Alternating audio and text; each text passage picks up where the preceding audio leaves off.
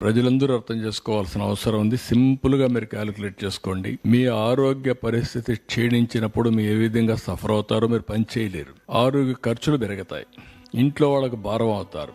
అక్కడి నుంచి మీ ఇంటి ఆర్థిక పరిస్థితి, మీ ఇంటి ఆనందం కూడా క్షీణించిపోయే పరిస్థితికి వస్తుంది. మీరు అనారోగ్యంగా ఉండి ఇంట్లో వాళ్ళందరినీ కూడా ఇబ్బంది పెట్టే పరిస్థితికి వస్తారు. అదే మరిగా ఈరోజు రాష్ట్ర ఆర్థిక పరిస్థితి బాగలేనప్పుడు ఈ రాష్ట్రంలో ఉండే ప్రజలందరికీ ఇబ్బందులు వస్తాయి.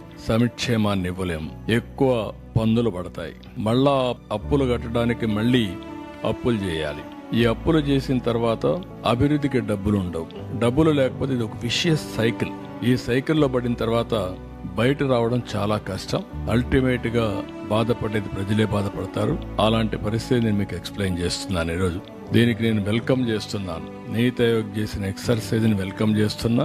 అందరం కూడా జాగ్రత్తగా రాష్ట్ర భవిష్యత్తు కోసం, దేశ భవిష్యత్తు కోసం అందరం కూడా అధ్యయనం చేసుకొని ఏ విధంగా చేయాలో ఆ విధంగా చేస్తే భవిష్యత్తులో ఈ దేశం బాగుంటుంది. నా ప్రగాఢమైనటువంటి నమ్మకం, విశ్వాసం.